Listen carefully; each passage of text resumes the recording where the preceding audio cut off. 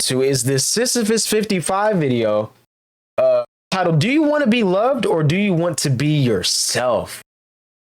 Can't even think of life without intelligence. It's crazy. You ever just nussed a butt? All right.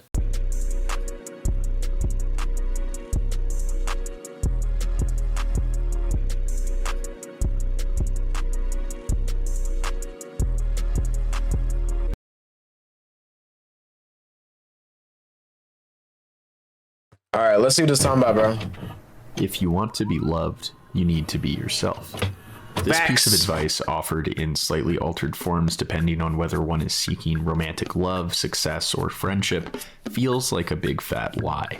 We learn from a young age that to be oneself, to be messy, ugly, needy, and stupid, isn't lovable. Crying because we feel hurt or launching into a temper tantrum is met with the disapproval of our caretakers. Here we may hear the echoes of Jordan Peterson's parental advice. An angry child should sit by himself until he calms down. Then he should be allowed to return to normal life.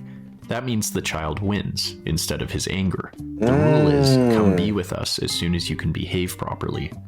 The child learns to be accepted for not who they are, but how they are.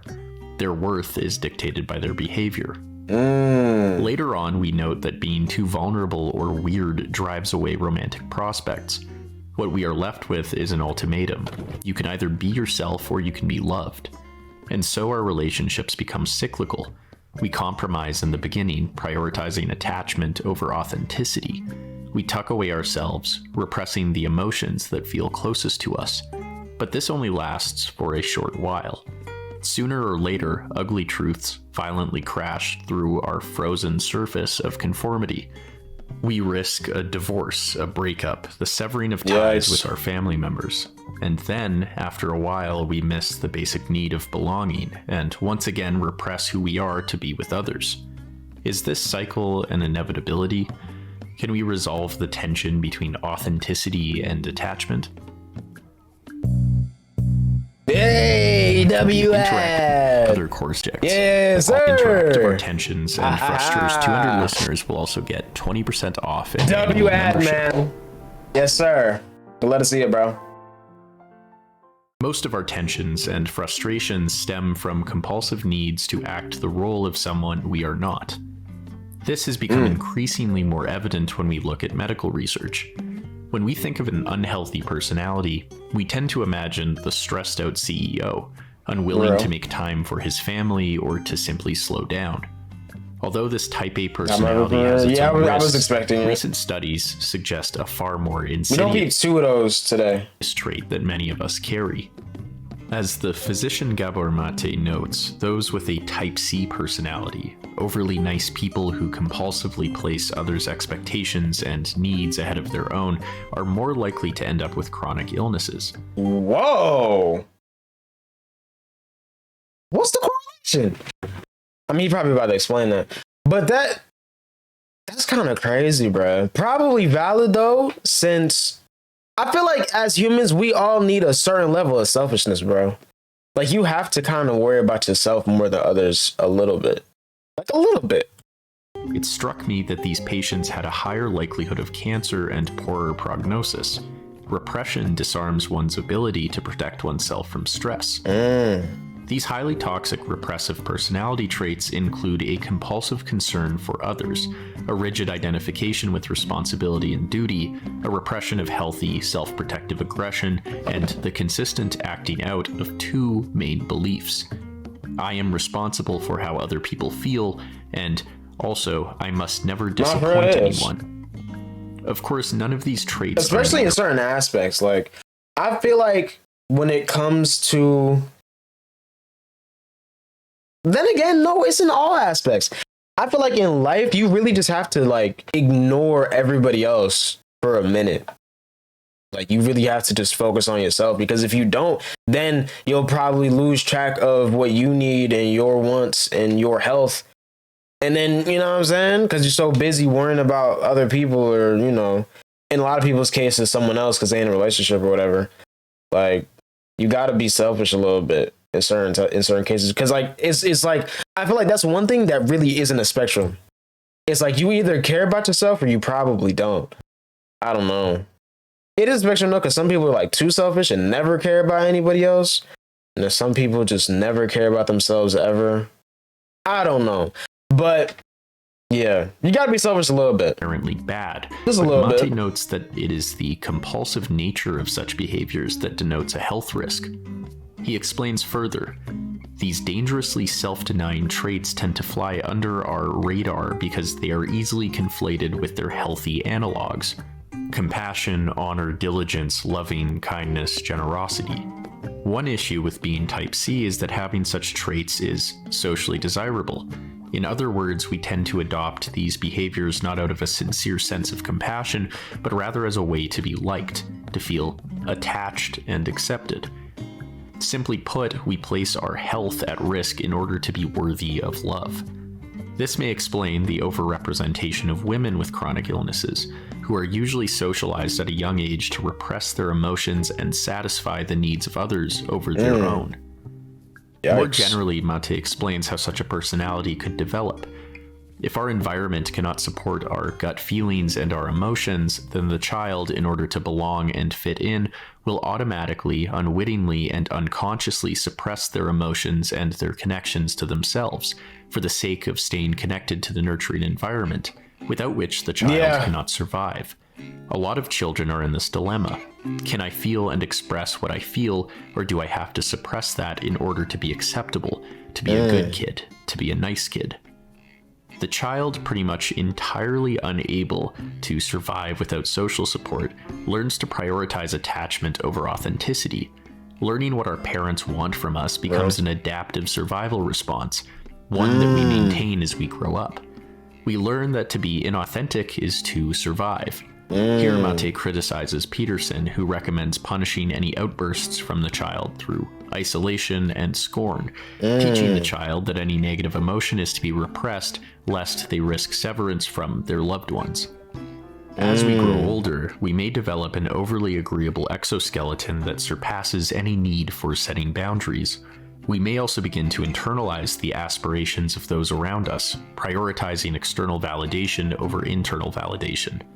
Better to believe it's my fault, I'm bad, which lets you believe there's the chance that if I work hard and be good, I will be lovable. Thus, even the debilitating belief in one's unworthiness begins as a coping mechanism. It becomes inconceivable that those entrusted to care for us are fundamentally bad, as our survival depends on them. Instead, we must view ourselves as inherently bad, and thus it is our job to become acceptable and consequently loved. Mate's observations echo the thoughts of Ernest Becker and Tillich, who on a much broader scale argue that there exists two ontological motives that creates an existential paradox. The need to surrender oneself in full to the rest of nature, to become a part of it by laying down one's whole existence to some higher meaning, and the need to expand oneself as an individual heroic personality. We wish to be a part of something larger, to feel like we belong, and simultaneously, we wish to be ourselves, to be authentic in our uniqueness and specialness. If we become too much of an individual, if we are too much ourselves, however, we risk the existential protection afforded to us by society and culture. To stray too far is to feel guilty. Becker notes that where religion has historically offered a solution to such a dilemma, in which God loves us for who we are and also for how so perfectly we fit into his greater design, we now seek the solution in romantic relationships.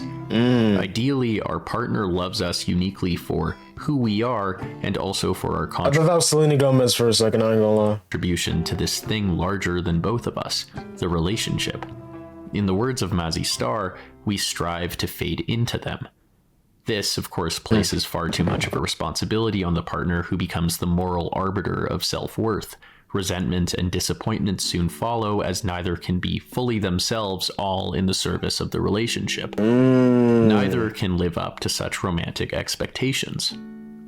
And the fact that romance is so heavily prioritized by culture only further underscores the risk of a breakup. To be alone is to be unworthy. It's worth wondering how much of culture is just this, a collection of... I didn't really look. I was just clearing the noties. but probably W fit. Fear-based beliefs and adaptive survival identities trying to fit in. How much of our societal systems is a collective pathology based on unresolved survival responses? How do we break out of this? How do we strive to become authentic? Not in the traditional sense of finding oneself that characterizes so many self-indulgent films, but rather the capacity to be both loved and to be yourself. How can we resolve this tension? As Mate writes, the onset of inauthenticity may not be a choice, but with awareness and self-compassion, authenticity can be. In other words, we must leave blame and guilt behind. Our parents were not operating in a bubble, but were instead influenced by their sociocultural environment, stumbling in the dark and trying their best in their own way. Blame won't get us anywhere. Instead, it is important to recognize that our personality traits, seemingly so ingrained and essential to who we are, may simply be outdated survival mechanisms. It is sobering to realize that many of the personality traits we have come to believe are us, and perhaps even take pride in, actually bear the scars of where we lost connection to ourselves, way back when. To be self-compassionate is to grant an offering to others because you know and honor what you yourself feel. That entails genuinely listening to your gut instincts, and consequently setting boundaries. It means sensing when we are truly shaping our lives from a deep knowledge of who we are. It means honoring that little boy or girl who was told that what they felt was wrong or inappropriate. Simultaneously, it means entering into relationships where our partner accepts and understands us for who we are, encouraging us to explore and communicate our feelings rather than simply stow them away for the appropriate day that will never actually come. This is true love. People wanting what's best for each other, sincerely, all while holding each other accountable. As Mate writes, it is not only necessary to leave blame and guilt behind on the road to healing, to move from self-accusation to curiosity, from shame to responsibility, it is also and always possible. We find in our last observation that it isn't such a lie, that the only way you can be truly loved is to truly be yourself. I'm telling you, bro, once people start like self-reflecting for real, bro, and like learning about themselves, everyone's gonna like stop, being in terrible relationships, bro. I ain't gonna lie, because people be trying so hard to like, not be themselves, bro. And it just gets weird. I ain't gonna lie. But W video, man,